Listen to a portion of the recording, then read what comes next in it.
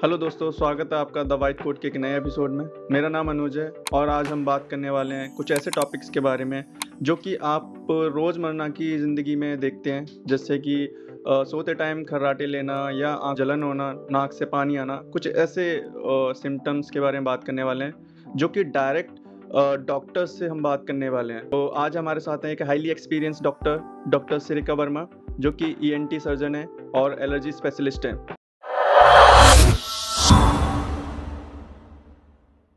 So doctor, welcome to the white coat talks.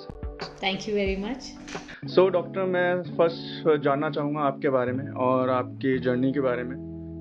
मैं एक ENT surgeon हूँ। 23-24 years का एक्सपीरियंस है। मैं पहले गंगाराम हॉस्पिटल में थी और अब मैं पिछले 16 साल से गुड़गांव में हूँ। एलर्जी डॉग का नाम से मैंने एक चेन खोला है क्लिनिक्स का।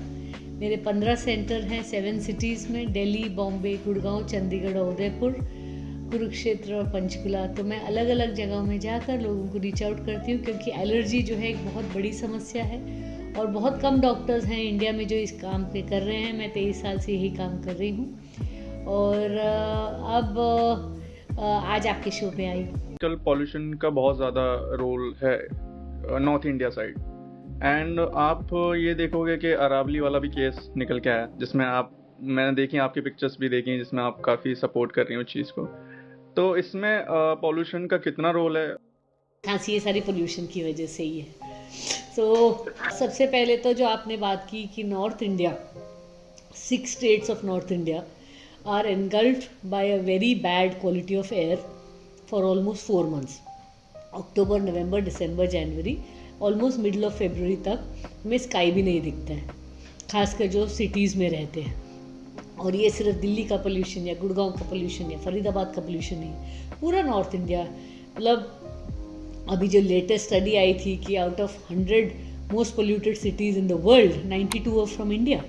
तो ये सभी स्टेट्स को और सरकारों को इसको बहुत गंभीर रूप से लेने की ज़रूरत है और काम करने की ज़रूरत है। और चाइना ने करके दिखाया है, चाइना ने दिखाया ये पॉसिबल है। बीजिंग में 2016 में इतना बुरा हाल होता था कि अगर आप वाइट शर्ट पहन के सुबह निकलते थे तो आपके कॉलर काला हो जाता था शाम तक आते आते। लेकिन उन्होंने इतना बिलियंस ऑफ डॉलर्स खर्चा है in a concerted effort to reduce the air pollution. उन्होंने ग्रीनरी बढ़ाई है, उन्होंने जितने थर्मल पावर प्लांट्स थे उनको शिफ्ट करा है, जितना इंडस्ट्री था उसके चिमनीज वगैरह लगा के नॉन पोल्यूटिंग पूरा कर दिया है, ताकि एयर क्वालिटी हैज़ इम्प्रूव्ड। उन्होंने इलेक्ट्रिक व्हीकल्स पे बहुत फोकस रखा है और सरकार ने इतना पैसा दिया है लोगों को कि वो they are move towards the electric vehicles, non polluting fuels. And इस तरह से मल्टीपल कंसर्टेड एफर्ट, ये एक चीज़ नहीं हो सकता, एक सिटीज़न आप और मैं चाहें वो नहीं कर सकते, पर ये सरकार की तरफ से जोर आना है, इंडस्ट्री के ऊपर प्रेशर आना है और सिटीजन्स तो अपना रोल निभाएंगे। और सिटीज़न मुझे लगता है कि काफ़ी हद तक निभाते भी हैं, लेकिन सरकार और इंडस्ट्री की तरफ से इंडिया में बहुत ज़्यादा कमज़ोरी है इस बात पर। और आपने जैसे अरावलीज का कहा, अरावली बचाओ एक मूवमेंट हमने 2019 में, उसकी फाउंडर मेंबर हूँ, हमने स्टार्ट किया था क्योंकि सरकार ने कुछ रूल्स बनाए थे जिससे अरावलीज का खनन होना था। और अभी आपने देखा था सुप्रीम कोर्ट को गलत इन्फॉर्मेशन दी सरकार ने और कम से कम 90% अरावली ख़त्म होने वाले थे। तो एयर पोल्यूशन जो है एक हेल्थ हजार्ड है and it is affecting about a huge number of crores of people, right? अगर 140 करोड़ इंडिया में आबादी है तो कम से कम 40 करोड़ इंसान जो हैं बुरी हवा का शिकार होते हैं 4 से 5 महीने। और कई स्टडीज़ आई हैं कि दिल्ली में जो रहते हैं बच्चे, उनकी ज़िंदगी 10 साल कम हो जा रही है। तो ये एक बहुत ही सीरियस मुद्दा है जिस पे सरकार को, सिटीजन्स को, इंडस्ट्री को काम करने की ज़रूरत है। मैं उम्मीद कर रही हूँ कि अब कम से कम उठ जाएंगे, केवल ग्रैप लागू करके वो बच नहीं सकते और उस पर कॉन्क्रीट एफर्ट्स होनी चाहिए। But as a medical professional, air pollution किस तरह आपको इफ़ेक्ट करती है? एयर पोल्यूशन में बहुत सारी चीज़ें हैं। एक है पार्टिकुलेट मैटर 2.5, जो आपके सस्पेंडेड एयर पार्टिकल्स होते हैं जो लंग्स में चले जाते हैं। दूसरा है पार्टिकुलेट मैटर 10, जो मोटी डस्ट होती है, जो रोड डस्ट हम कहते हैं। तो वो भी इंडिया में बहुत ज़्यादा है, स्पेशली नॉर्थ इंडिया में। हमने और हर जगह आई थिंक जहाँ पे भी रोड टूटी है, अगर आपकी रोड टूटी है, रोड के साइड में ग्रीनरी नहीं है, तो ऑटोमेटिकली रोड डस्ट आपके बहुत बड़ा मुद्दा हो जाती है।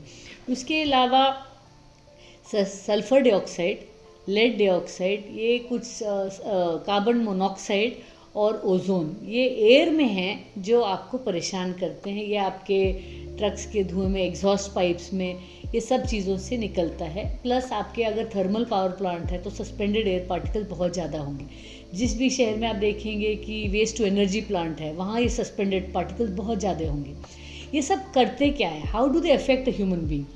ये जो एयर में ओजोन और ये जो डाइऑक्साइड फ्री ऑक्सीडेंट्स होते हैं ना, ये आपके नेज़ल म्यूकोसा को इंजर करते हैं, जिसकी वजह से आपको कंजेशन होता है, जैसे आपको लगता है सांस नहीं आ रही।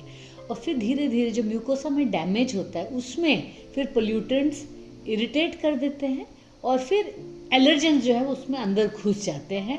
और डस्ट में जैसे हमने देखा कोविड के दौरान, जो क्योंकि हम पहले तो घर से बाहर 12 घंटे रहते थे, लेकिन अब 24-24 घंटे अपने बेडरूम में बैठे रहे, जिन घर भी छोटे थे और कोई बाहर निकल नहीं पा रहा था, सफाई भी शायद इतने अच्छे से नहीं हो रही थी, तो उसमें हमने देखा कि इंडोर एलर्जन जो है वो बहुत बड़ा रीज़न बन गया, जिसकी वजह से पेशेंट को खांसी और छींके ये भी निकल के बहुत आई थी। तो इंडोर एलर्जेंस का अपना रोल है, आउटडोर एलर्जेंस का अपना रोल है। और जो पोल्यूशन है वो इरिटेंट होती है। पोल्यूशन से एलर्जी नहीं होती, लेकिन पोल्यूशन की वजह से इन्फ्लेमेशन हो जाती है, जिससे पेशेंट को इन्फेक्शन बार बार होता है। और आप ये कई डेटा दिखाता है कि नॉर्थ इंडिया में हर साल इस दिसंबर जनवरी दिवाली से लेके होली तक जो हॉस्पिटल एडमिशन है वो बढ़ जाती हैं, क्योंकि जो पेशेंट सिक होते हैं, डायबिटिक हैं, हाइपरटेंसिव, हार्ट अटैक वाले हैं, उनका जो लंग्स हैं वो कॉम्प्रोमाइज़ हो जाते हैं। तो जब उनको इतना सीवियर इन्फेक्शन होता है या सीवियर एलर्जी होती है, तो COPD है, जो पल्मोनरी डिजीज़ है, वो बहुत एग्रवेट होते हैं। और पोल्यूशन की वजह से हॉस्पिटल एडमिशन भी बढ़ती हैं और डेथ्स भी बढ़ती हैं। सो air pollution is something of a very serious issue, life changing issue. जब कोविड में ऑफिशियल फिगर है कि 4 लाख लोग इंडिया में मरे और सारा इंडिया को उन्होंने बंद कर दिया, और एयर पोल्यूशन की वजह से तो 20 लाख से ज़्यादा लोग हर साल मर रहे हैं। तो सरकार इसको गंभीर रूप से क्यों नहीं ले रही, ये एक बहुत बड़ा सवाल है जो हमें पूछना है। ओके, सो अगर जैसे हमें इस टाइम पे ये सोचना चाहिए कि गवर्नमेंट को क्या करना चाहिए और गवर्नमेंट कर क्या रही है, और हम लोगों को क्या करना चाहिए इस टाइम पे, और हमें किन किन चीज़ों का ध्यान रखना चाहिए अगर पॉल्यूशन इतना ज़्यादा हो गया है। See as citizens I can tell you क्या क्या स्टेप आप कर सकते हैं, जो मैं ऑलरेडी कर रही हूँ। जैसे no single use plastic, straw, चम्मच, सिंगल यूज़ की कोई भी प्लास्टिक की वस्तु मत यूज़ करिए। बी लिटिल मोर अवेयर, आप अपना प्लास्टिक बॉटल की जगह अपने ग्लास बॉटल अपने घर से लेके जाइए। ये देखिए, ये घर पे भी हम ग्लास बॉटल रखते हैं। उस तरह आप अपना कार में भी अगर आप जा रहे हैं तो अपने स्टील की बॉटल लेके जाइए, ताकि आपको बाहर से कभी प्लास्टिक बॉटल ना खरीदने पड़े।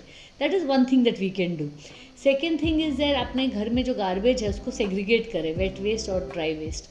वेट वेस्ट को आप उसको कंपोस्ट करें, ताकि वो जो गार्बेज है वो आपके लैंडफिल में ना जाए, क्योंकि वेट वेस्ट जब जाता है लैंडफिल में तो वो मीथेन और सारी गैसेस प्रोड्यूस करता है, और उसको कोई तरीका नहीं है कि उसको energy, waste to energy convert किया जाए। तो वेट वेस्ट जो घर का खाने वाला कूड़ा है, that is almost 40 to 50% of your garbage, उसको हम कंपोस्ट करें, जो मैं अपनी बिल्डिंग में करवा रही हूँ। और जो ड्राई वेस्ट है, अगर पेपर, ये सब चीज़ें हैं, उसको आप रिसाइकल करें। ई वेस्ट जैसे आपके बिजली की चीज़ें या तारें या इलेक्ट्रॉनिक चीज़ें हैं, उनको कभी भी नॉर्मल डस्टबिन में मत डालिए। ई वेस्ट का हमने अपनी बिल्डिंग में अलग बिन बनाया है, जो हम एक ई वेस्ट सप्लायर को देते हैं, ताकि ये सब चीज़ें, क्योंकि इसमें हेवी मेटल्स होते हैं, मर्क्यूरी होता है, बिस्मथ होता है, ये सब चीज़ें, क्रोमियम होता है, ये सब चीज़ों को कभी भी लैंडफिल में नहीं जाना चाहिए, क्योंकि जब आग लगती है तो इसमें सारे डेंजरस केमिकल्स को आग में चले जाते हैं, फिर वो कैंसरस बन के हमारे फेफड़ों में आते हैं। और जो लैंडफिल में जो भी चीज़ें जाती हैं वो डेंजरस चीज़ें लीचेट में जो सॉइल के अंदर चली जाती हैं, और जहाँ जहाँ जैसे आपके सॉइल वाटर में चली गई तो खाने के माध्यम से भी वो आपके अंदर आ रही हैं, जिसकी वजह से आप देख रहे हैं कि कैंसर्स अब कितनी मात्रा में बढ़ रहे हैं। और कई गांव हैं जो जैसे भंडवारी है, गुड़गांव फरीदाबाद के आसपास, वहाँ पे कैंसर की मात्रा कई गुना ज़्यादा है। पंजाब में अब आप देखेंगे, कोई स्टडी आई थी बिहार में, जो मदर का मिल्क है, ब्रेस्ट मिल्क के अंदर यूरेनियम पाया गया 36% ऑफ द वुमेन। तो और दिल्ली के पानी में जो ग्राउंड वाटर है उसमें यूरेनियम पाया गया। तो ये सारी चीज़ें जो हैं ये हमारे लिए हानिकारक हैं। And air pollution affects every organ of your body, from your skin to your hair to your brains. अब तो ये कह रहे हैं कि जो बेबी है, अनबॉर्न चाइल्ड है, उसके प्लेसेंटा में भी पार्टिकुलेट मैटर 2.5 आ चुका है। तो this is something of a great concern. और अब कह रहे हैं कि in the oceans there are more plastic than fish.